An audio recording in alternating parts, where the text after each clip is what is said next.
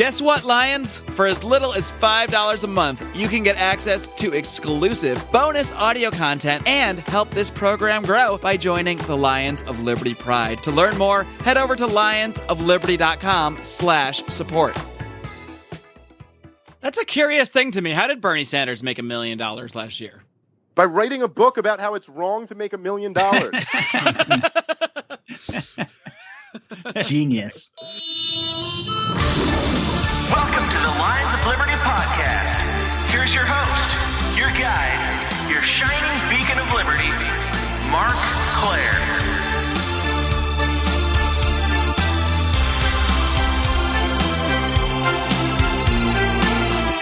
All right, Liberty kitty cats, welcome on back to not only another edition of your favorite Liberty podcast, Lions of Liberty, the 304th edition to be exact, which of course means you can find today's show notes featuring links to all sorts of things we discuss over at lionsofliberty.com/304.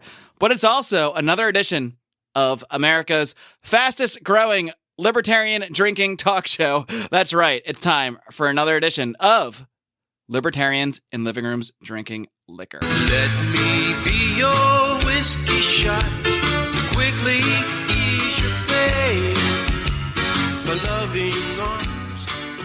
Now, before you grab your own adult beverage and kick up your feet and get ready to have a little Liberty chat with us, I want you to go ahead and check out today's sponsors, Martin Armory. Now, Martin Armory was started by this guy, Chris Martin, a libertarian. That's right, a fellow libertarian whose businesses you can support, who really wanted to do something he was passionate about. He was successful in the business world, but he wasn't doing something that he really had a passion behind. And of course, he was passionate about gun ownership, so he decided to start martinarmory.com, where he focuses on the most 25 popular guns on the market at any given time to ensure you that he can get you the best prices possible. And right now, for Lions of Liberty listeners, you can get free shipping. So not only are you getting amazing prices off the bat, they're going to ship them to you for free when you use the discount code LIONS. That's martinarmory.com. Use that discount code LIONS for free shipping. And now that the business is out of the way, let's bring in today's guests in the Liberty Living Room. All right, first up, he is the host of Electric Liberty Land here every single Wednesday on the Lions of Liberty podcast.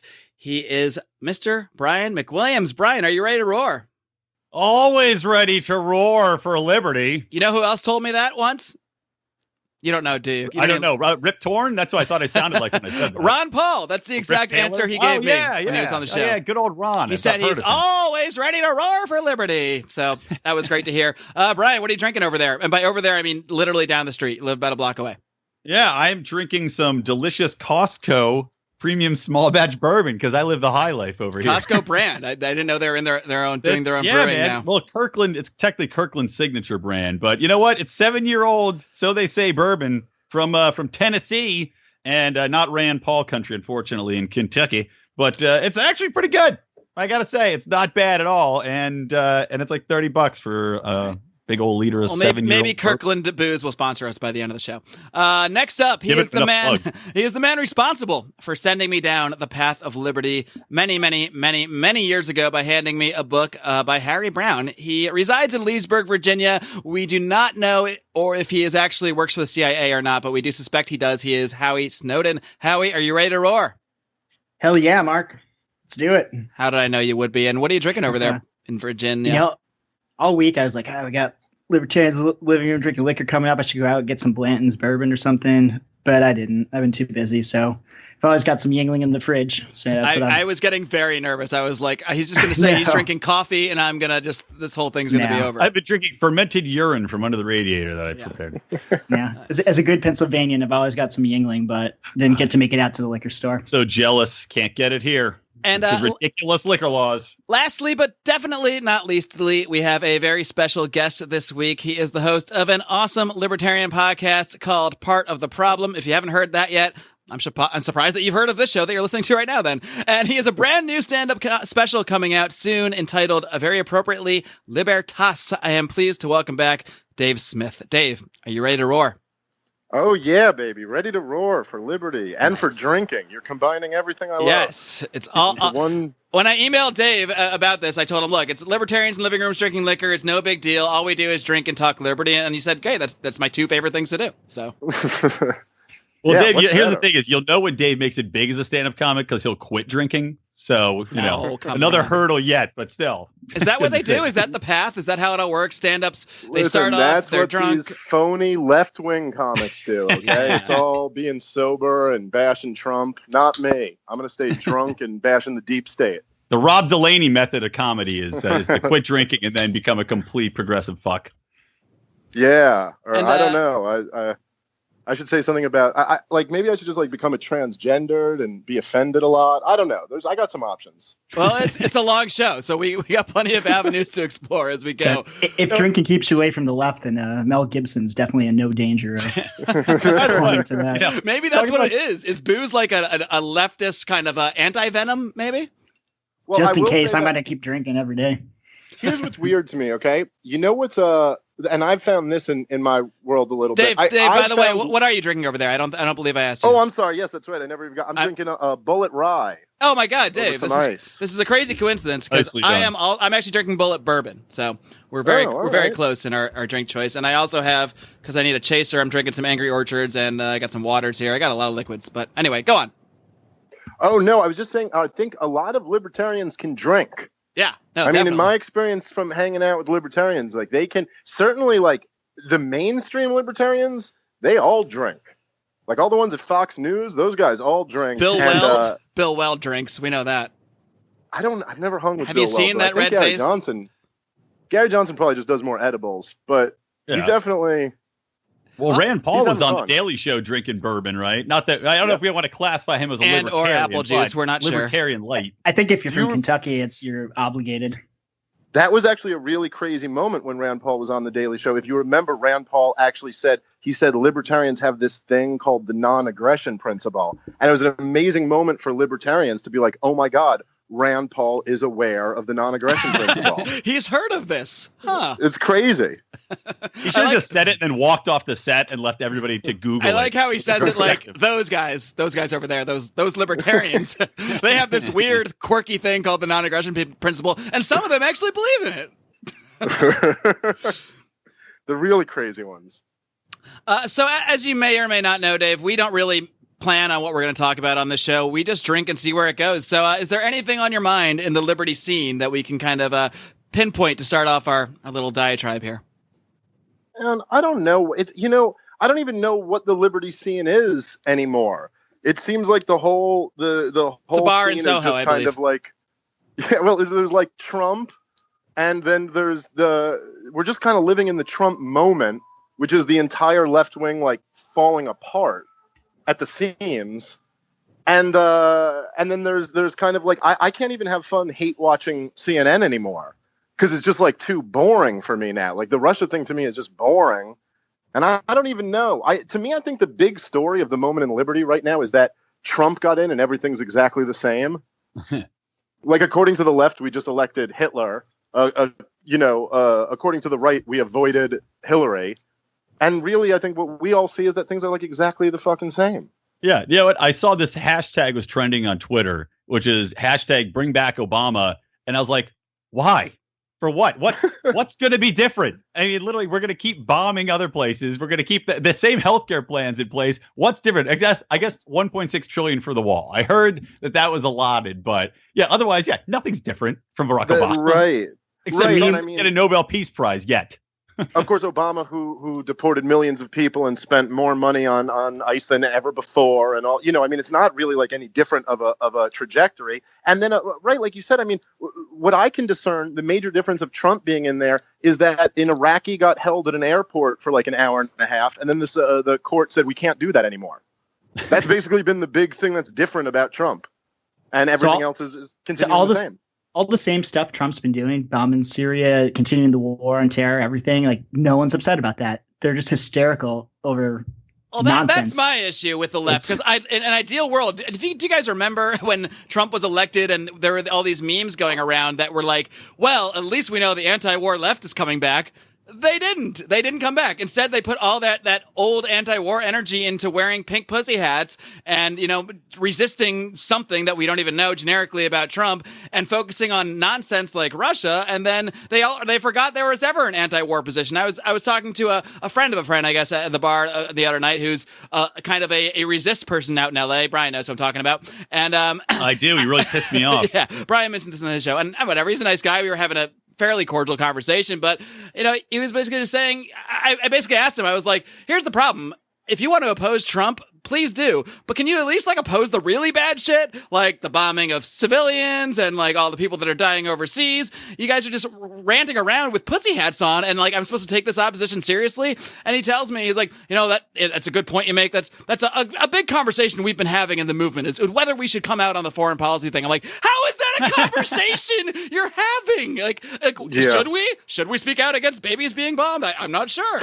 Maybe we should. It would be a great visual. Remember that poster of and the picture of the chick putting the daisy in the rifle? How about just pussy hats being thrown on over rifles? You get a brand new poster of it. That would make me put that rifle off so fast and pull that trigger. My God.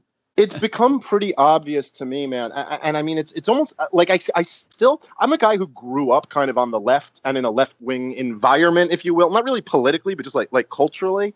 And I still hear how crazy it is when I say this. I hear how as a left-wing person you would just dismiss this.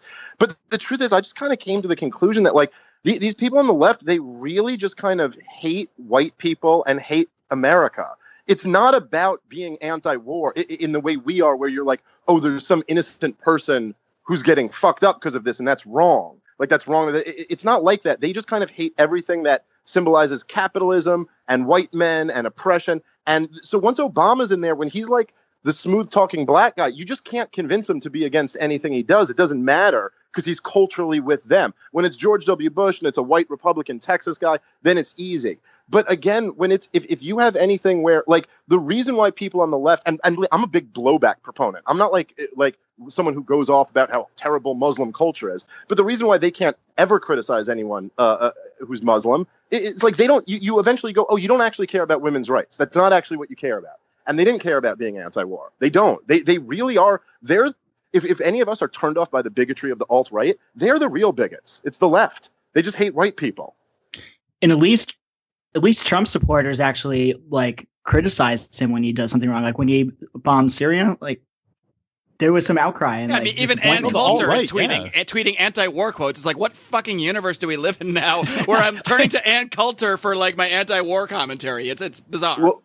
Well, that's right, and Richard Spencer and a lot of these other guys who whatever. We may have a lot of disagreements with them, but that's a lot better than the Obama supporters did when he turned around and went the other direction on war. There was a lot more resistance from them, and I just it's hard to not at least acknowledge at some point that there's more intellectual honesty on that side. Well, it's also, what always gets under my skin is I talk to so many progressives about the social programs and how, again, trying to help these minorities. And yet, you have all this money going into welfare state. You have all this money going into every social program under the sun to the point where 53% of America is already on some sort of social program. And yet the poverty level stays the exact same. Nothing's gotten better for the people that they're trying to help. Minorities have gotten worse. Black America has gotten worse off since the 60s and 70s. And yet when you talk to them, they're no. We got to keep pushing it. We got to give, we got to care about these people. And when you come from a libertarian perspective, you're can't we try something different? Because we actually have 25 to 50 years of history, depending on the program, of data where none of this shit is working. So why would you keep doubling down on the same shit? It's because they haven't given enough money out. Come on. It's just mad. I mean, it drives me insane where you go if this is an empirical science, you would say, okay, well, clearly this experiment has completely and utterly failed. We should try something different instead of it's like if somebody's got cancer and you're well, you know what? We just, this chemo didn't kill the cancer. So let's just shoot the guy in the head. And maybe that, it's doubling down on something that's not working. That analogy makes no sense, but you know what I'm saying? if we could at least let different states try different things, see if we get some better results from different policies. That'd be a step in the right direction. It's so easy to slam the left, especially now, and I do it all the time because they're ridiculous, and Trump has turned them. The one amazing thing about Trump, I think, is how easily he can drive the left completely insane by doing, even not by doing some of the bombastic or outlandish things he does. Like, I don't know if you guys just saw this week, there's a video of him meeting Macron, the new president of France, and his wife, and all he says to her, he says, wow, your wife here is in really great shape. She looks beautiful. She looks great. And the left is furious about this. They're furious that he complimented a woman on her appearance. And we were talking about this earlier. First of all, the whole Macron's wife thing is fucking insane. I didn't know that she was his high school teacher. His high school and apparently teacher they were banging in high school, which is legal in France. I'm not legal. I don't know. I'm not sure. Dude, I talked about this so much during the French election. I can't believe you didn't listen to anything I said. I had no idea. Well, it's like there's no distinguishing, like to people on the left, it's like there's no difference between Ron Paul and David Duke. Like they think you're the same. They think they're exactly the same. You're basically just like, you're all working for the same kind of thing. It's almost like once someone's that way, I mean, how do you even like talk to that person? What do you say? You know what? This actually, I'm glad you brought this up, Dave, because this is something I brought up in like this email chain that we have, our little Lions internal email chain, because I was thinking of whether or not the term libertarian is something where, and the Libertarian Party has been so polluted and so fucked over just by various slings and arrows over the years, and people like Gary Johnson going up and fucking up so badly in his presidential run, where you say, you know what, should we just pivot and create a new party? Like, I mean, I think it's in Denmark. The Libertarian Party there was called something else, and they changed their name. It's called the Communist Party. It did great. And then they're like, fooled you. Yeah. Well, like, look, I mean, at some point you go, the brand is fucked. Like, we got to just get away from it, because the term libertarian, if you're not talking to people who are dyed in the wool or have really done their research, it's an immediate negative connotation. Yeah. I mean, there's definitely something to that. I think the word has been very just damaged in a lot of different ways. I mean, when you talk about the Libertarian Party, which really, I mean, this year, because they were the third party, they got a lot of attention. I mean, people know who Gary Johnson is, and they associate the name Libertarian with Gary Johnson. And as I said on my first appearance on Lions of Liberty, I said this whole libertarian movement, it's going to be very bad for us if Gary Johnson wins the nominee. Look at this guy referencing his past shows. I like it.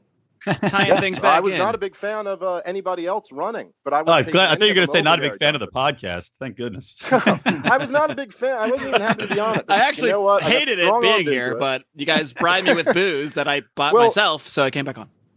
Look, think about it like this, right? I mean, in 1988, the Libertarian Party had a platform that was in large part written by Murray Rothbard. The candidate for president was Ron Paul, and his chief of staff was Lou Rockwell. Yeah. I mean, can you imagine if we had like a hardcore Libertarian Party like that? I mean, that I would really get behind. But so, yeah, like, I don't even know. I don't know. I go back and forth with that thought before. I don't know if the word libertarian is good. Really, our word is liberal, but that word's been completely poisoned. So it's like we just have to keep moving to the next word that they take away from us. How about the Contrarian Party? Since it seems like everything we advocate for, everybody's against on both sides somehow.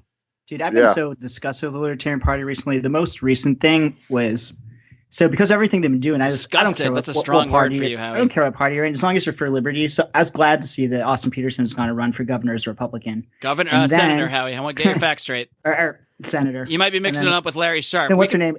Alicia Dearn, who screwed us over at the convention, caused us to stand up with Bill Weld, decides to challenge him. Like, are you kidding me? If we have like one liberty guy that has a shot, let's not take more votes from him. I think it was literally the next day that Alicia, and look, I don't fault the LP for running a person. Like, of course they should run somebody if someone else is running in another party. They shouldn't just shut down their operations. But the timing seemed odd, especially if you've heard some of the things people have said about, and look, she's not here to defend herself. I'm not going to, say too much about it because I don't really know what goes on behind the scenes, but it's been suggested that she's more than on the level, less than on the level. You know what? In regards to that, though, look, if you got Austin Petersen running as a Republican, right? If you're the Libertarian Party, why should you put a candidate forward? Because you say, okay, he was libertarian, he was whatever, third or second in the voting, and people do change their stripes or change their label once they're in office. Shit, maybe he runs as a Republican. If he actually wins, he can then be like, you know what, I'm not a Republican anymore. I'm a Libertarian. Well, he wouldn't do that. Let's be honest. It's like Rand Paul would not win the Senate and then be like, I'm in a Libertarian Party now. You know why? Because then he loses all his clout and all his if your character is still good, if you're doing what your constituents want you to be doing, they should be elect you no matter what your label is, as long as you're in there. But for the Libertarian Party to run somebody against him to try to divide the vote just makes no sense, no strategic sense, which, by the way, is the calling card of the Libertarian Party. Well, but in fairness, though, like they don't even know he's going to win the primary, so it totally makes sense for them to put somebody up. I would like maybe if he won the primary, then maybe they could consider endorsing the Republican candidate if they so chose to do so. But since they don't know he's going to make it to the primary, I can't fault them for like putting human beings out there in the meantime. Nah, I mean, as opposed to robots or dogs. I don't know where I'm going with this, guys. Someone bail me out. I'm going to go back to whiskey now. All I know is when Ron Paul dies, I want to put his brain in the body of a robot dog, and I want it to run for president. Yeah, Robo Dog Paul. We're doing that. Whoa, Ron Paul's not going to die. Let's not go crazy. Let's not talk crazy. You know what? He may never die. If being in the Senate, going against when he's the only person actually speaking up for any sort of legitimate liberty or legitimate values hasn't killed him by now, he may be an immortal. He's, I'll say, I met Ron Paul this year. I met just a few months ago, back in April, and I was in Texas, and I got to do his Ron Paul Liberty Report with him, and he really is just like the greatest human being alive. I know people I know people tease me for worshiping him too much, but he's like, when people say don't meet your heroes, people just have shitty heroes. Right? Ron Paul is the greatest guy ever. He's just incredible. He's just from like an older, better generation, and we're never going to find another one of him. Like Ron Paul is like. He's like a man, but he's a dove. Like he's a guy who you feel like he wouldn't be afraid to get in a fist fight, but he would never want to get in a fist fight. He would never start it, but god damn it, he would finish it. He's like everybody's karate sensei says they're at. We'll use karate for defense. We're not going to find another Ron Paul. That's kind of the sad thing. It's just like the sad truth is that we're not going to just produce another Ron Paul. We're not just going to produce another Murray Rothbard. People like that don't just come along. That's why they're so exceptional. And the truth is, Scott Horton really broke this down for me, and I don't think I understood it before. But one of the only reasons why Ron Paul was able to get elected all these years while he had this radically libertarian beliefs is because he had delivered half the babies in his district. Like he was family to everybody in his district. He was just this different type of guy. So when they'd come around and try to convince you, oh, he's for legalizing drugs, he must love heroin. They'd be like, "What? He delivered my granddaughter." Like, no, I don't. He delivered I don't me. believe this. Yeah, no, it's not an excellent point. That's true. I think it's more than that though too, because he brought me into Liberty too. When I was 17, I was a congressional page, and just being on the House floor every day, hearing him speak. He didn't pull you out of your mother's womb. No, he didn't pull me out of my mother's womb, but he and you're like, thanks, Ron. My political apathy, and just hearing him speak on the House floor every day, it was just. When he spoke, it was so much different than all the bullshit everybody else was slinging. And he was a cool guy. He talked to me, he gave me some books he wrote, and I was sold since then. Well, Dave, I don't know if you've heard the story before, but when Howie actually, he handed me this book by Harry Brown. This is back when we're in college. I'm not going to name the year, but it was a long fucking time ago. And he also said to me, you got to check this guy Ron Paul out. I used to talk to him because Howie used to be a congressional page back in the 90s. He didn't hang out with Dennis Hastert too much, I don't think. Right, Howie? No? Actually, when I was just home this weekend, I was yelling at him. I'm like, can you goddamn please take this picture of me and Dennis Hastert down off the wall? It's at your house? There's a picture of you with Dennis Hastert? No, I was at this campaign event. I know how it looks. He didn't touch me anywhere. This Republican from my district near Scranton who got kicked out of Congress he was cheating on his wife and tried to strangle the chick he was cheating with. He said he was giving her a neck massage. But we were at a fundraiser for him, and Dennis Hastert was there, this is a great story. Helping to raise money, and got a picture taken. And my mom doesn't want to take it off the wall because there'd be a blank spot where the picture. She's like, "This is my proudest moment of you, Howard. I will not remove it from the wall, no matter who he touched." By the way, side story, real quick. This is a side story within a side story. I want to point out. That's true, but I do want to point this out just because I'm still angry about it. Scranton has the shittiest goddamn pizza I've ever eaten in my life. When I was over there for St. Patty's Day, we had pizza, and it was American cheese on spaghetti sauce, and it made me throw up. the most disgusting thing I've ever eaten in my life. Does not sound That's good. all. Pizza comes from Old Fort. It's halfway between like Scranton and Wilkes-Barre. That's- Good pizza Super hot chicks, comes from though. New York It's like City. some where Dave inbred lives. Irish That's it. blood there. My God, they're all very good looking. But anyway, when Howie was a congressional page, he used to hang out with this guy, Ron Paul. And back then, in the late 90s, we'll call it, he told me about this guy, Ron Paul. So I looked him up and like started following his email list and then I just started getting weekly emails from Ron Paul's like Liberty Report. And it just started me thinking like, wow, this guy he's a Republican, but he is criticizing Republicans all the time and criticizing their spending. And like, this is even before George Bush. Like, it's before it was even cool to criticize Republicans within the Republican Party. So I don't know where I was going with all this, but nice job, Howie, introducing me to Ron Paul. Hey, nice job, I Ron probably Paul. had a point 5 minutes ago, but whiskey took care of that real quick. Let's all drink to Ron Paul. Done. Cheers to Ron Paul. May he live forever. I guess the really sad thing to me, like the really heartbreaking thing, and I guess like, I mean, some of you guys were in this because, you know, Ron Paul he brought me into the Liberty game in 2008. And that's in that campaign. I kind of got very intrigued, and then I just got obsessed with this stuff. But to me, it's like the sad. I really felt like in 2012, I really felt like we had strong reason to be optimistic for the future. Like there was something about that. Look, say whatever you will about the alt-right, they did, at least in this moment, they did come in and kind of overtake our moment. Like you just have to admit, the internet comments, YouTube comments used to be owned by Ron Paul people. Like if you were in 2012, if you went down to scroll down to those comments, it was all just like Ron Paul 2012 and the Fed. Like now it's all Pepe. It's all, you know, build that wall, helicopter. They are winning stuff, the meme wars. I am a fan of Pepe, They though. have better Pepe is memes. hilarious, I will say. Pepe drives the left crazy. Yeah, I don't know. I'm very torn. I like it too, but I think it's almost like, I think what the alt-right represents in a lot of ways is like right-wing people embracing the tactics of the left. And I don't know. I think it's... Well, I think it's, Pepe... Oh, sorry, go ahead. Go ahead. No, Well, I think maybe it's a better chance for victory, but it's bad. Yeah, I do agree with you. The alt-right has definitely usurped the liberty movement, and it makes you wonder how many people were actually won over by the concepts and ideas of libertarianism and actually looked into it, and those who were just, you know, Ron Paul was the resistance candidate or the non-traditional candidate, and so they jumped to the alt-right at first opportunity because that was Trump and the resistance. But I do want to say, just on the Pepe thing, I believe strongly that Pepe is simply trolls being trolls, and that's why I enjoy it. Should we go into the theory that Pepe is calling upon the god of chaos, Kek, and that's what influenced the election? Or is that too crazy for this show?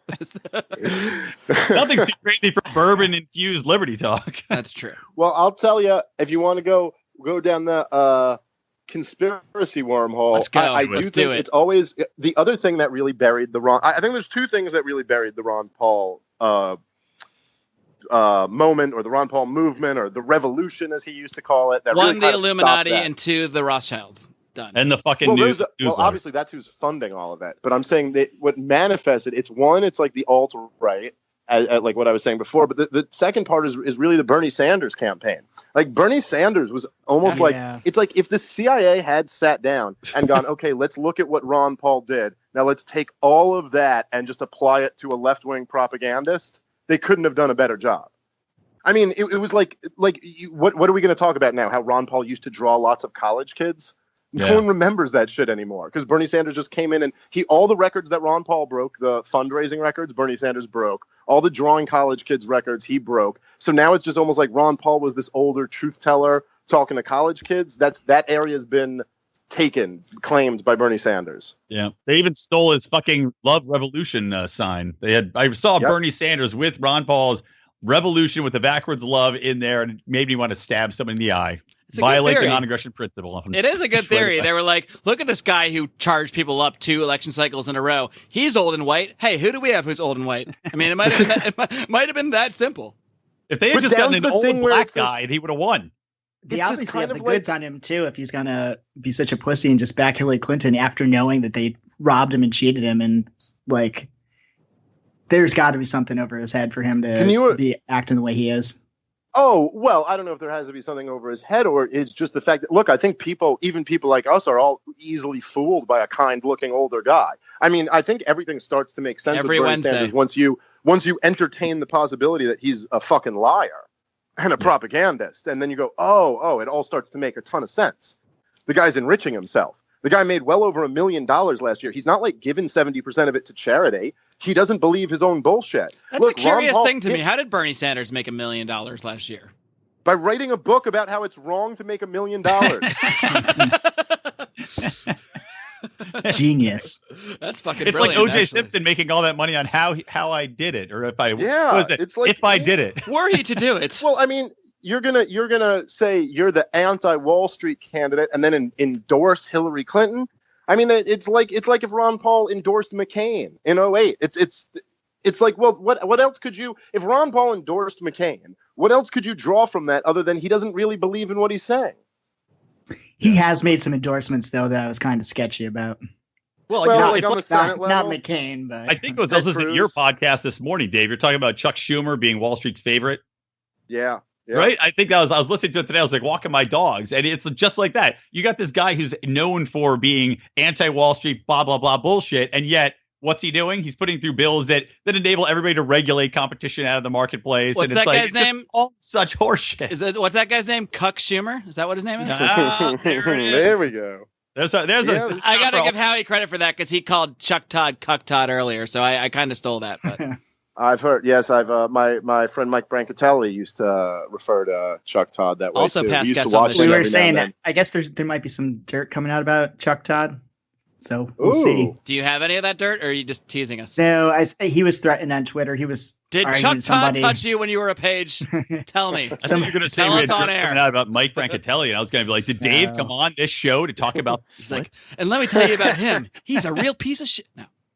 No, Mike's got a great show. We can even promote it now. Exclusive. Mike Adelic, Yeah. check it out. Boom, done. Absolutely. Speaking of drugs, who's on them? Just kidding, I'm not. But Wait, is it the halfway point? That's what I'm going to start. seemed like a good transition. I don't know. All right, well, why don't we go ahead and transition real quick to a word from today's sponsors. I firmly believe one of the most important things you can do to protect yourself and your loved ones is to own a firearm. But for a lot of people, buying a gun can be an overwhelming process. There are just so many options, and not everyone feels comfortable walking into a gun store. Well, our friends at martinarmory.com are doing their part to change that. Martin Armory was founded with a simple goal: to make buying a gun simple and affordable. Instead of carrying thousands of different guns, martinarmory.com only carries 25. This allows them to focus on providing the most popular guns on the market at insanely cheap prices. And now, for a limited time, their prices are even more insane, as martinarmory.com is offering Lions of Liberty listeners free shipping. Simply go to martinarmory.com, pick an awesome gun, and enter the promo code LIONS. Again, that's martinarmory.com. The promo code is LIONS. Hey guys, this is Roger Paxton, and if you're fed up with the government running every single aspect of your life, but you're not listening to the Lava Flow podcast yet, then what's wrong with you? Check us out at thelavaflow.com, or just go back to sucking up to the government. The Lava Flow podcast, striking the root every single episode. This is Chris Spangle, and I am the host of We Are Libertarians, which you can find in iTunes, Google Play, or at wearelibertarians.com. We are a podcast that brings you all of the irreverence that modern politics deserves by examining current events from a libertarian perspective. So please, check us out at wearelibertarians.com. Hey everyone, the Johnny Rocket Launchpad is Liberty. Each week we strive to bring you the best guests in talk radio. The Johnny Rocket Launchpad delivers weekly interviews of noteworthy politicians, experts, and activists. The Johnny Rocket Launchpad is bringing the party to the Libertarian Party and launching ideas in your direction. Check us out at johnnyrocketlaunchpad.com, and you can hear me, Kurt Nelson, and the beautiful Heather Nixon talk about the ideas of liberty, rock and roll.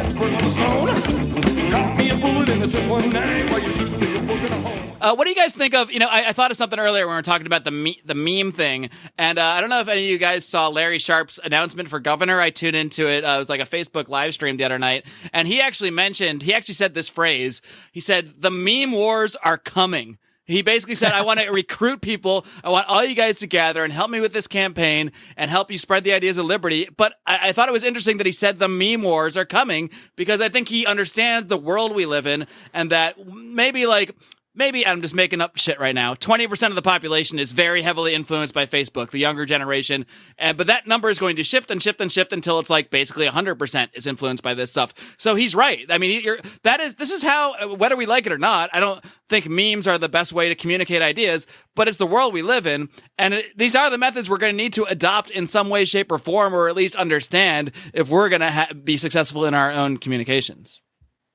That's one of the I think the toughest things about libertarianism, though, is that it's like I talk about this sometimes on Electric Liberty Land, but it's like the bar of entry for libertarianism I think is fairly high. Like you need to actually you have to invest yourself in actually learning about the basics of economics and about law and about how government works to understand libertarianism and why it makes sense. So it's so hard to convince people, like in meme format. Taxation is theft is not a good meme for us. It doesn't, like, we all know it's true, but it doesn't win anybody over at first glance. Meanwhile, I mean, granted, half the left memes are just complete lies and bullshit, but I find it hard to make libertarian memes. So when I see a good one, I'm always very impressed. You know what does win people over, though? Podcasts. And that's money and hookers. That's what we all do. Well, yeah, that too.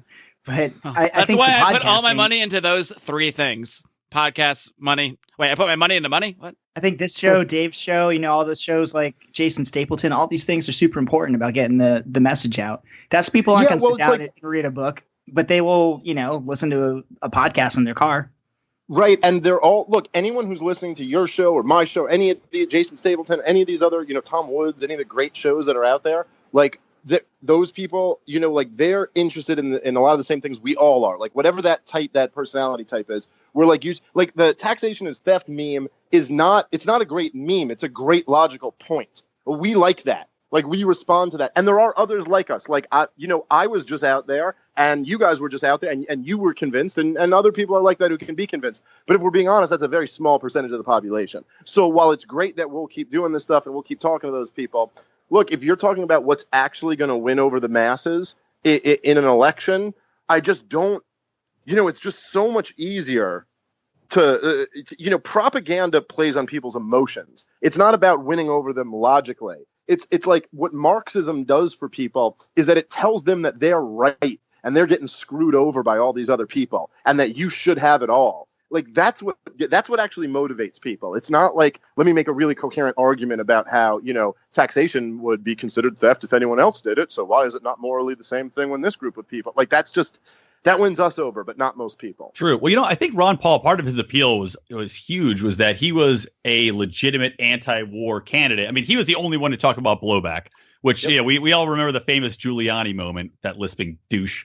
But, it's like, maybe that's really the key to libertarianism is just, we need to focus on a certain key issues. Yes, we believe taxation's theft, but really libertarianism at its core is like, we believe in freedom. So like anti-drug laws, and pro-justice reform and anti-war. But, strong defense doesn't mean we can't have a bunch of people here with guns, have the best nukes and all the best fucking planes. That's the best defense I can think going of. Overseas, stopping this constant state of war. That's something that everybody should support. And that's like people are saying a lot of Trump's backing actually came from that as well, despite the fact that, I guess it hasn't really held up. It's kind of held up, but Everyone's all like, we got to get guns out of the streets, out of Chicago, out of everywhere. I'm like, dude, think about national defense. If we get invaded, you know who I want to be on the front lines? Oh, moving to Chicago. The Bloods, the Crips. Like, these are the guys I want defending me. Are you kidding me? Arm them all. Well, you're actually, look, if you look at the candidates who have had a tremendous amount of energy just in the last, say since 9/11 almost even, or since maybe at least like 2004, 2005. I mean, you look at Obama's campaign in 2008, you look at the Ron Paul campaigns, look at the Bernie Sanders campaign, the Trump campaign. What all of them had in common was that they kind of owned the anti-war issue. I mean, maybe not as much as Ron Paul, but and look, even with Donald Trump, I think he's doing a terrible job on foreign policy, but I would hesitate to lump it in the same as Hillary Clinton. I mean, Hillary Clinton was an incredibly aggressive warmonger. Yeah. And I mean, look, like Obama was terrible, right? But I'm not going to sit back and say, oh, Obama and John McCain, we would have had the same outcome. No, thank God John McCain did not get in charge of this military, and thank God Hillary Clinton didn't. Trump just had a ceasefire in Syria. I mean, we would have already been at war with Russia over the no-fly zone in Syria if Clinton was on. And who knows what would have happened if McCain had gotten in there? I mean, we would have gone to war with Iran. I mean, who knows? So it's like there is something there. I think particularly the fact that now even those people on the right who were gung ho about these wars have now they've started to feel the ramifications of them a little bit. And also, like we still have all this, we've put a bunch of these wars on the credit card. So we'll be feeling this more and more over the next few years, especially if interest rates go up and we actually have to start paying for this debt.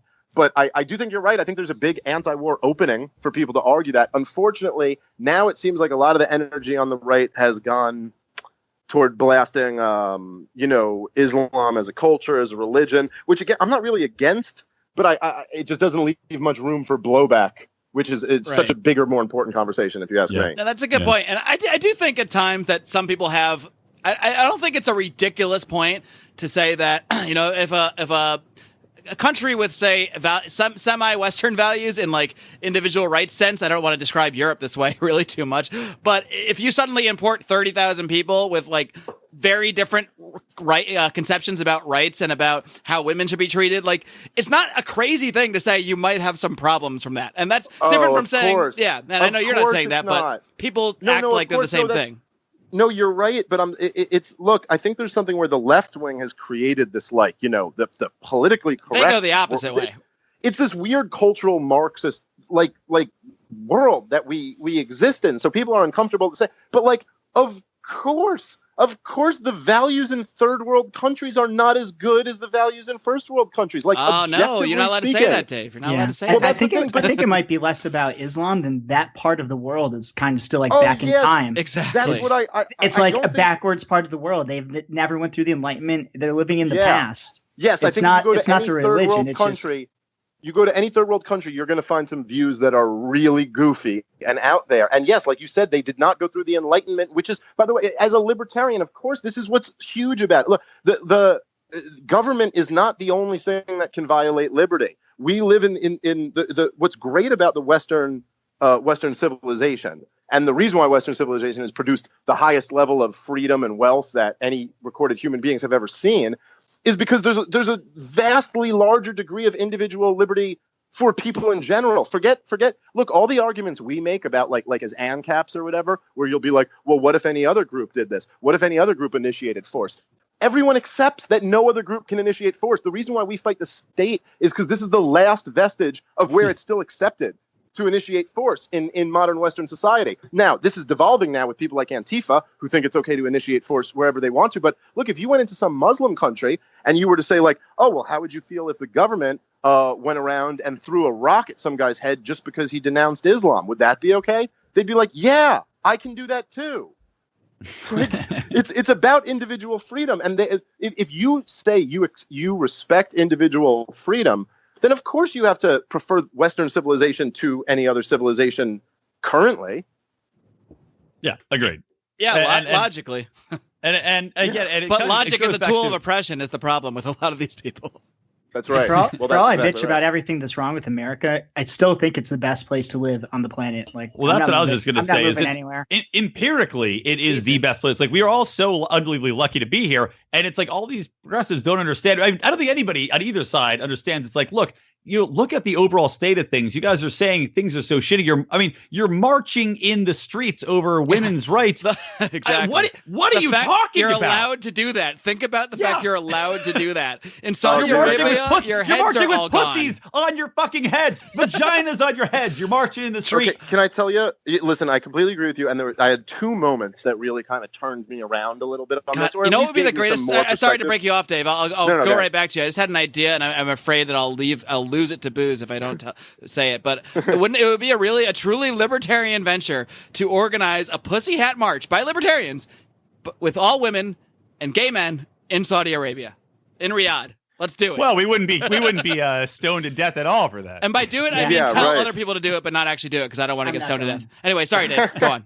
No, well, look, I mean, that's a very good, it's at least it would prove some kind of point, right? When they all die in the street. I remember Tom Woods said this on his show, and coming from Tom, it just really hit home with me and meant a lot. But he was like, look, I've spent my whole career. I probably won't say it exactly right. He probably said it better than I will. But he was like, I've spent my whole career being against the state and talking about the, like tyranny from the government. And he's like, but you got to be honest, like as an academic. He was like, the state is not really a threat to my free speech, but the social justice warriors are.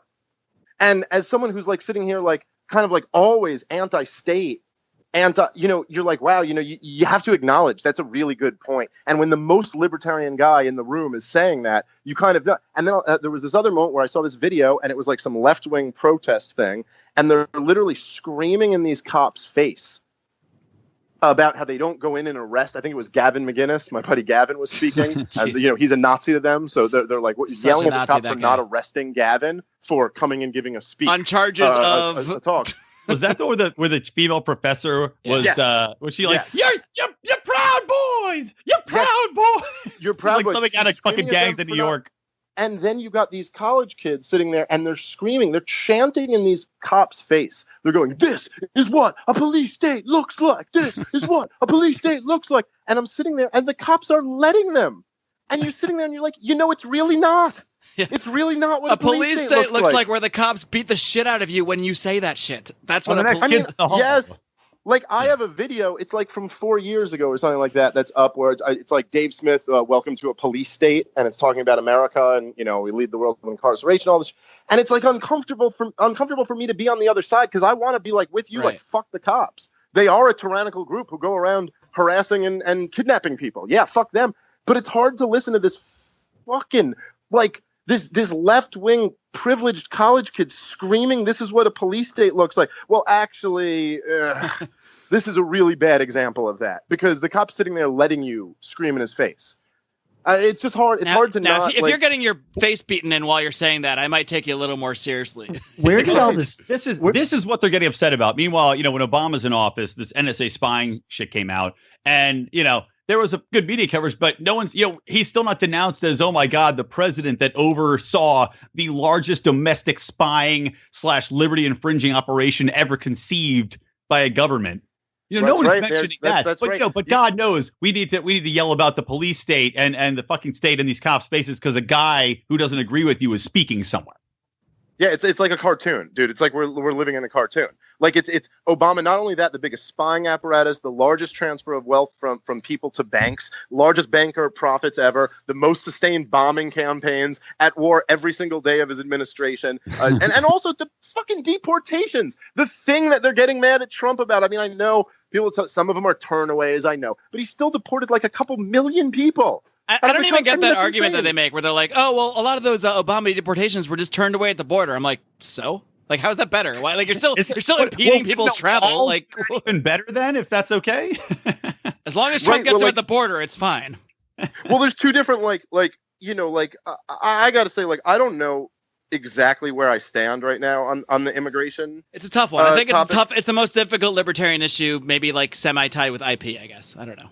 Yeah, here's the thing. I think actually IP to me is easier. Like I'm just I'm like kind of in line with Stephen Kinsella. Like he just kind of convinced me on that. So I'm like I think that. But to me, it's like the problem is that you have to have open borders right now, to have what the Democrats want, is so obviously not whatever would happen under market forces, and is pretty clearly an initiation of force against a lot of taxpaying citizens. And then the fact that the Democrats are shipping in these voting blocks for themselves, and then they also make it that you're Hitler if you question that, I just find it to be a very difficult situation. And again, I think we lose all of our credibility if we say, oh, well, we're going to support a statist program to get a result we like, because our whole thing is that we don't do that. So I really don't know where I stand on the immigration thing. Well, I mean, it is insanely difficult because the way I've come down on it, and I still, like you, I'm like still figuring it out because it's such a difficult issue. But by figuring it out, he means I really want immigration, but I really hate Mexicans. Hey, we live in LA, baby. That's what you learn to love. You learn to love. I hate fireworks in my neighborhood. Oh my God, every fucking day for a month leading into 4th of July. But I mean, but it is you've got this massive welfare state. We are on the front lines in California here of the the immigration movement in here. I mean, it is a massive influx, and you see all these programs that help them and all the taxes that we pay with these like skyrocketing taxes, and then. But you do say, okay, well, yeah, but I mean, I don't want to restrict people's movement. But at the same time, you should not be able to just come in and de facto have all of these services provided to you that we've been taxed for all these years. And it's this welfare state's in place. And you can just, fall back on these programs, whether or not you're a citizen, regardless. I mean, it's not fair to people who have actually spent the time, which is why, like, there was one proposal, which is that which I think it might even mean, oh my God. forgive me, Father, but I think it might have been Gary Johnson's proposal on immigration, one of his few good things, which was basically, okay, you can come here, but you're not a citizen. It's like a working permit. You don't have access to a lot of the social programs, but you're here to work. That actually sounds extremely reasonable as a reasonable, like, libertarian-ish middle ground, because I don't want to stop people's movement, but I don't want anybody getting stuff that I was taxed on. But, if we're going to, it should be the group that are taxed. You know what I mean? I hate all of it. That's kind of what I always thought. I think it should be easy to come here and to work, but we need to know who's coming. We need to be able to make sure you're not a violent criminal and you're not a terrorist. If you're not coming to work, but you're not a citizen, so you don't get free shit. I'm not even sure I need to know that, but but maybe I'm hardcore. Since we've made so many enemies around the world, now I'm concerned about it. Makes sense. Well, I got to say, I think, I really do see, and this is, I guess, where I sharply disagree with people on the alt-right, but I really do see the beauty in open borders with capitalism. And I do think that there's something amazing about, I always tend to think, although obviously both forces are very important, I focus a lot more on nurture than nature. And I think that the average kid in ISIS, if they were grabbed when they were 1 day old and given to Tom Wood's family, they would probably grow up like a nice libertarian. And I just don't believe this. I live in New York and I'm Jewish, and there are I can walk out onto the street and put my hand out right now, and some Muslim guy will pick me up and take me to work. And it's he just kind of wants to make his money. I just want to get to work. He's like, God bless. I'm like, thank you. We leave. It all works very beautifully. You can have open immigration. However, if you're going to have this thing where you're shipping in hundreds of thousands of people from a war-torn country, or hundreds of thousands of people are coming in from a third world country, you're going to end up changing your culture drastically. For us to pretend that doesn't exist is just that's craziness. It's craziness to the point that no one will ever take you seriously again. If you're moving to an apartment, you ask, how's the neighborhood? Most people know what you're asking. If you were just spinning the globe right now and you're throwing a dart at it and you're wherever that dart lands, you have to live like the average person there for the rest of your life. What country are you praying you end up in? Let's get real. What libertarians can't be the people in the room who aren't willing to say the uncomfortable truth. The whole thing that we all loved about Ron Paul, like we were saying at the beginning, is that he was the guy willing to do that. So yeah. I do think talking about these things is important. Ron Paul could say shit that I agreed with that I'd be shocked by. I'm like, holy shit, you're right. Wait, did you just fucking say that? Unlike Gary Johnson, he was totally unapologetic. If you need to speak the truth and be clear and not be afraid of it, even if it's something unpopular, like an unpopular part of libertarianism. Yeah, Tom Wood said that. God damn it. Tom Wood said it at his LP speech, and I thought he put it so well. But he said basically that he was like, we convert people by standing for something even when it takes us into unpopular areas. It's true. That's what converts people. They go, oh shit, this guy really stands for something. Gary Johnson will sit there and they're like, so you say you want to legalize drugs? Well, I think we should. Well, what about heroin? I would. As a fiscally conservative, socially liberal. Yeah, it's we wouldn't legalize heroin. I mean, I don't actually believe in anything. I just, I think it works for pot. I don't believe in rights or anything at all, really, but I do need to pay some lip service to libertarians and also to everyone else, so I'm just going to stand here and waffle a bit. But that's exactly, Bill Weld is delivering a good message right up until he endorses Hillary Clinton. Yeah, that's right. Well, but what is just hilarious is that he totally played his cards wrong, and he was like, oh, I'm going to get a favor from Hillary Clinton now, which he probably would have gotten. He was going to be ambassador to Bali or something, something he's going to be the sacrifice at the Grove or whatever, that big cabal they all get together. He's like, I killed that chicken, damn it. Not me, no, Hillary. Trump's like, I didn't even know about Bohemian Grove until now. Sorry, Dave, I interrupted you there. What were you saying? No, I don't know if you guys noticed. All we do on the show is interrupt each other, so it's not a big deal. Oh, you have to. I just won't stop talking. Yeah, exactly. So you have to at some point just cut me off. I don't know. I mean, I guess the other thing, just as you said, Bohemian Grove, that popped into my head is that there is something pretty interesting about living now with Trump in a time where it seems, at least to some level, the deep state and the president are against each other. And I must say, I kind of enjoy that. Oh, it's amazing. I almost hate myself for how much enjoyment I get out of it, because if you're someone who gets enjoyment out of it, you have to be on Team Trump in that situation, and that makes me very uncomfortable to find myself on the side of this billionaire crony, whatever, asshole probably. But when you compare it to like the 70-year, 100-year-old deep state and Skull and Bones and killing Kennedy and like creating the Federal Reserve, all these deep-seated things, it's like, I kind of sort of root for him sometimes. But then he has policies and talks, and I can't actually support him. So. Didn't the big media story be about the deep state undermining the president? I mean, if Obama was in office, that would have been the story. Who's leaking? Who from inside is leaking these documents that are undermining the office of the president? Yeah. Oh, yeah. I mean, if you want to look at what the actual story would be or what the story should be, I mean, really what this proves in a weird way is that Trump's the first president of my lifetime to oppose the deep state. Yeah. So there's almost kind of like a story there where you go, oh, I guess everybody else was just in line. Because if they had stepped out of line, this is what would have happened to them. Yeah, well, God knows the media don't want to piss off the deep state because that's where they get all their alleged information from. Well, I think a fourth of them probably are the deep state. I mean, dude, like, let's get real. Like, forget that's even true. Like who they. I go into these Fox News shows all the time, and I'm like looking around the room, like, how many of you are actually CIA here? I mean, dude, like half of them are just admittedly CIA. Like, there's Mike Baker from the CIA. Like, it's not like a conspiracy. It's like he's like, I'm on the payroll right now. Yeah.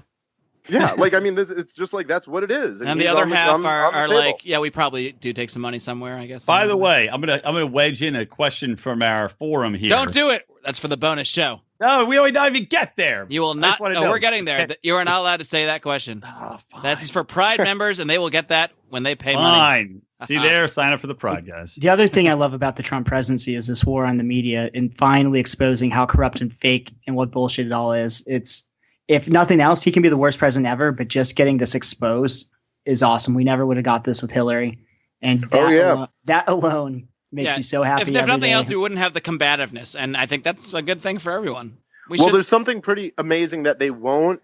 And this is something that permeates like everyone. It's not just people like us who are into politics, but like there's something about the fact that the media didn't even have a moment when Trump won and be like, wow, this is crazy. Like, wow, this is a crazy moment in history. Like the fact that they are not even like looking in the mirror, like this guy just ran the most anti-media campaign ever, and people love that. Right, with zero political experience whatsoever. How incredible! You know, it really is amazing, and they don't have any of that, and that in itself is like kind of revealing to people. You're like, oh, they're not actually looking for the story. It's a story. If you just ignore his politics for a minute, it's a story the media should lap up as. Really, I hate to say it, one of the greatest American stories of all time, if you just look at the facts of a guy who had no political experience, only was successful in business, and then decided to insert himself into politics and beat every single career politician to death, to bloody, bloody death. I mean, that's a big fucking story, right? When parents tell their children, someday you can be president, well, granted, Donald Trump had millions and millions of dollars given to him. Might not be a direct correlation, this is the example you use. Yeah, minus the $1 million loan, but yeah. Minus the millions and millions of dollars. I love people that are like, he got $1 million loan 40 years ago. It's like, all right, I'll give you $1 million. You let me know when you become a billionaire, you fucking idiot. Like, come on. And it takes more than that. Right, but there's something else about Trump that's very, like, to me, what's very interesting is it's not, right, like, he exposes the media, but then he really also just exposes the left. Like, the left, when it was Bush, when you hated Bush, they could point to these things like, well, I hate Bush because he got us in this war. He passed the Patriot Act, or he did these like horrific things. It was easy to hate him and justify it. But with Trump, like they hate Trump more than they've hated anybody. Like you have to say, he tells women they're attractive. And it's right. It's like that. It's like that he says the wrong thing.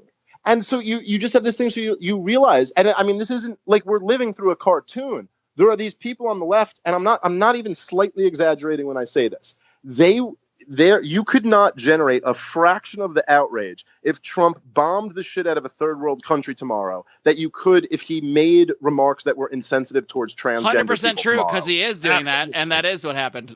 Like, it's insane. It's like the most insane thing ever. You're like, oh, okay. I mean, look, that moment when Meryl Streep, I actually thought that summed up everything about modern leftist culture. But when she goes, it was the moment when he made fun of a handicapped journalist. Like to her, this is the moment of humanity that was like, no, we've never seen evil like this from a president before. Imagine he made fun of a guy's weird arm. Who was, by the way, mean, who was like, oh running my against God. Truman when he was in the wheelchair? Because I want to hear what he had to say. I wish Donald Trump was, but Hey, get By the that way, give she me leg also- motherfucker out of office. That's what also that's what my said, whole by the campaign way- speech would have been. she goes at one point, she said in the speech that she said Donald Trump outranked this person in terms of privilege and status, and she said he was voiceless to respond, and you're like, actually, he's a journalist. actually, no, he has a He's voice, not a really voiceless. big one. Yeah, he has a voice. He doesn't have a great like right arm, but he's got he's a not pretty a good pitcher. voice. So like you're kind of making it out like he's more, and maybe this guy who's an adult man who's lived with this disability his whole life, maybe he's not as weak as you think. Yeah, Like, I never maybe thought he's about like, that I get it. aspect. It is kind of degrading to the person she's, quote, defending by being like, oh, this handicapped person, they can't possibly defend themselves in any way. They're just useless. I'm sorry, just because his arm's fucked up doesn't mean he can't defend himself. He Like, absolutely he got could. through middle school, right? Yeah, probably like he's heard it alive before. today, has a career. Yeah. So, I I mean mean that's the left has built their entire platform on defending people who they should be able to just defend themselves. You know, like I remember stand-up comics have said this before too. It's like, don't speak for me. I can speak for myself. Let me, Mark just was talking to Camille Foster. He's a libertarian, awesome guy. But it's like, let people talk for themselves. You can't take this position of, well, we're doing what it's like this condescending thing of we're going to do what's right for you because you don't know enough. Like it's the most disrespectful, ignorant, racist thing you can do to be well, we're going to do what's best for you. Don't you worry about it. I'll tell you, as a stand-up comic, you really you get very in touch with that very, very quickly because you do shows at these different places, man. And I'll tell you, I could do a show at you could go into some poor black, neighborhood. You can say, if you're funny with it, they respect that shit. And you can be offensive as shit. You can say whatever, you can step over any lines, cross any, you can make whatever joke you want to. Blue collar people, working class people, poor people, you go, and then you go do some college show and do the same joke. And a whole bunch of privileged white kids get ooh, they're offended on behalf of the people who thought this was fucking hilarious. It's this bullshit dynamic where you want to feel better about yourself, but you know what, you like you said, they don't represent all those groups. They don't represent women, they don't represent gay people, they don't represent these groups. How did all this social justice warrior shit start? Was it from their lefty professors? Was it them that did it, or is this coming from somewhere else? I think it's anything, that. man. It starts from people notice what gets them likes, what gets them attention. And it's like anything else. People feel good. I was telling them, I do PR. I work with a lot of nonprofit clients. I was telling them, look, you need to have ways people can interact with your nonprofit that they can share on social media. Because while they feel good about it, there's all this research done, especially millennials, they feel good about volunteering. But now that's great. They say they feel good just for the act of it. But really, you feel good because you're telling other people about it. You're sharing, your virtue signaling. You're like, I did this to help. I'm doing that. They're not giving money, mind you, because the state's doing that. The state, they want people to be taxed, but they're volunteering their time. And that's what all this stems from that shit is that you can say, I did this. I believe in that. I'm so much better than you are. And it's just a pure egotistical thing. It has nothing to do with actually giving a flying fuck about what the end result is. So, Brian, we've had lefty professors for 50 years, but it wasn't like this when we were at Penn State. So you think it's more like the social media? I had some lefty ass professors there. Rico, I was just talking to Rico for about his social but the college community wasn't like it is now. No, it's so much worse now. Much worse. That part's gotten bonkers. I bet it does have more to do with social virtue signaling on social media than what these professors have been telling people. Look at the march I attended. Look at the sign I held. Absolutely. Well, there's a lot of that. College. There's no logic involved. It's just everybody gets riled up on social media because they feel like they're right about this cause and somebody did something empirically wrong and now they're evil. And that's the other thing. Demonizing people. They're now evil. They now don't matter. Their point of view doesn't matter, which is just the most fucked up thing in the world. So it's just, this demonizing, I'm the best. Look at what I'm doing on social media. I'm going to post a video of it. And that's all the culture is about now. It really certainly did explode though over the last 10 years. I know you can find this stuff was laying dormant for decades, going back to the 60s, and there's all but it really did explode in the Obama era. Not blaming Obama himself for this, but it just during those years. And I don't know. It's just hard for me to not acknowledge that basically since I've become a libertarian, right? So from basically the last 10 years, from 2007 to now, the left has gotten so much worse and the right has gotten so much better. Yeah. It's just hard. It's hard to not acknowledge that. Like the left, when I started, was like protesting things like war and the Patriot Act and mass incarceration and things like this. And they've completely slid off the deep end. And now it's all about like white privilege and transgender rights and just this insane hatred for tradition and capitalism and Western values. And then the right wing has almost, look, I'm not saying they're perfect. They're far from it. But they've gotten better on. They're like, okay, we've rethought the war thing. We're actually leaning in the anti-war direction now. They're pretty much moving away from like being like adamantly pro-life. It's more like, let's just not have taxpayer dollars fund this. Like, let me just not make a cake for you, but you can get gay married. I don't really care. Gorsuch is in the Supreme Court now, and everybody was like, oh, it means abortion's going to be illegal, and nobody's calling for that. Nope. That's why I was so pissed off the other day. Not to bring up again, but Alicia Dearn tweeted something like libertarianism isn't right wing, and it's not. But I don't know. It just aggravated me because the left is so awful nowadays, and it's like, why are you attacking right wing people that might be attracted to our cause? So I just had to reply something. I was like, well, neither's Bill Weld. But Jesus. Yeah, really. I also do think that the problem, like I think the left is gone completely like off the hinges or whatever. But it's the thing that I think is a problem is that as I do see this all around me, right? There's a lot of people who are just kind of like, they're not like really that politically minded, but they're kind of, consider themselves left of center. And they're like, holy shit, this social justice warrior thing is crazy. Like, that's really crazy. And they almost maybe would be open to coming over to another side if it maybe looked like a reasonable side, but then they see Pepe and throw him out of helicopters and fuck, and they're like, oh, okay, so this is actually everything the left told me about the right. Like that's what I'm saying, man. That's like getting back to my point about maybe we need to pivot away. We got the power between all of our podcasts. We got Tom Woods on board. Power. What are you going to start being like? We're not Libertarian Podcast anymore. We're now Freedomtarian Podcast, and you will all now use that name because we don't like the other name. Make a case for it. I think people will understand the case and they'll be on board. I'm telling you. Well, that's why from the beginning we've been Lions of Liberty, because liberty is like a general word. It's not associated with like a party. It has liberal in it. I think that's like a good way to go. Liberty. There you go. It's all good. All encompassing. Yeah, they always take our words because they're really great words, I mean, it's like the words. reason. Well, like, we got the best words here. But it's true. I mean, if we're so wrong about everything, right? If libertarians are so whatever they call us, like if we're so, why don't we have the worst words then? Well, why do you have to fucking drape everything you do in our language? Why do you have to call income taxes voluntary compliance? Why do you have to call the new Patriot Act is called the USA Freedom Act? Right, I mean, it's like, why do you have to use our words all the time if we're so wrong? And they use libertarianish stuff when they're running, but then when they get in office, they do the exact opposite. This is a very good transition because, Dave, I told you not to let me forget, but I almost did. You have a stand-up special coming up very soon. It's already happened. You already did it, but it's going to be released very soon. And the title of that is using the basis of all the words you've been talking about here. The title is Libertas. So why don't you go ahead and promote your stand-up special? Because I'm already feeling guilty or forgetting till now.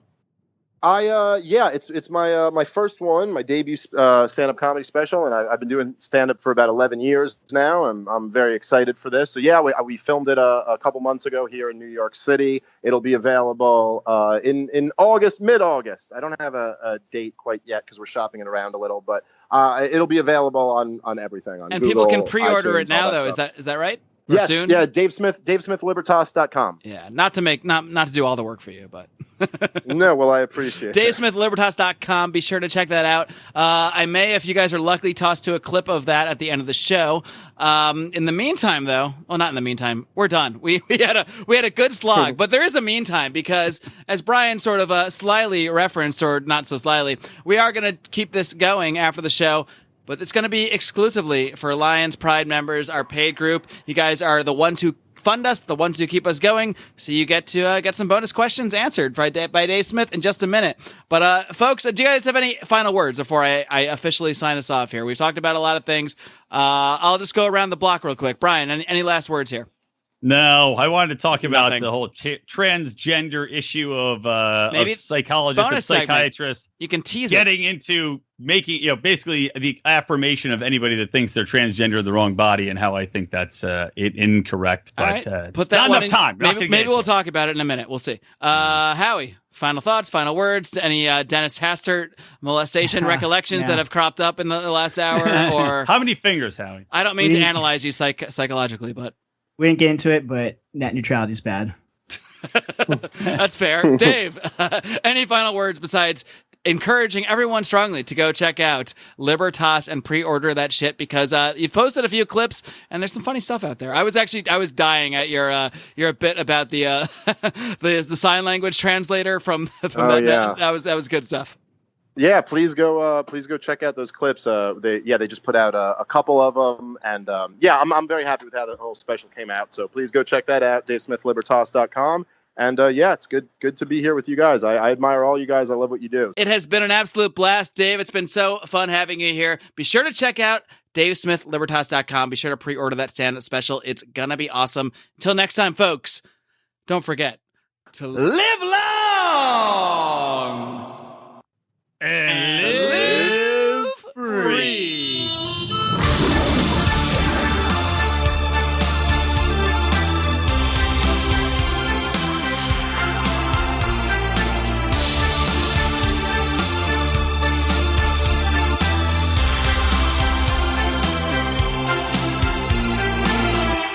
I love it. I love talking about Trump. Like, you guys are my fucking people, so I can talk to you. But you should see, I try to talk about him at clubs, and man, people hate Trump. Like, the left-wing people who hate Trump, I think, hate him more than I've ever seen any human beings hate anyone.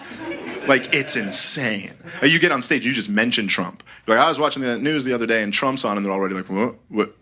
Do you hate him? You better say you hate him soon. Are you on my team? If you're not on my team, I want you out of here. Like, what do you? And you're like, Jesus, calm down. Like, take a breath.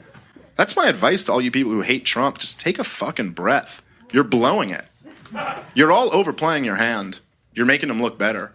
I hope they get that. Right away, it was like, Trump's Hitler. The second he came out, Trump is Hitler. I've heard that so many times now, that Trump is Hitler. I swear, if he's anything short of Hitler, I'm going to be like, he did a pretty good job. You know? That's what you guys have done. Congratulations. I'm going to be like, Trump was pretty good. And you'll be like, pretty good? He gassed 20,000 people. I'll be like, only 20,000. You guys were making it out like it was going to be a whole thing, and then Hitler, you were an alarmist, really, at the end of the day.